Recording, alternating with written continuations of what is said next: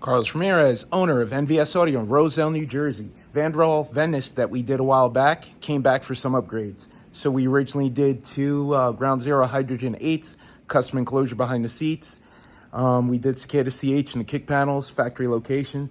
This time around, he wanted it louder, so we did another custom set of 6.5 CHs right behind where the factory ones go. So he's got 4 6.5s in the front. We kept the 2 8s in the back. Went with a full wood grain dashboard conversion, and we also did custom blinkers in the back. Anybody that has Vanderhall knows that at night it's really hard to see these things. So we get a lot of clients reaching out, asking us to upgrade the lighting in the back. So whether it's making the brake lights brighter or more visible turn signals or reverse lights. But this thing sounds really, really good. The wood grain really sets off the interior, and it sounds amazing. Check it out.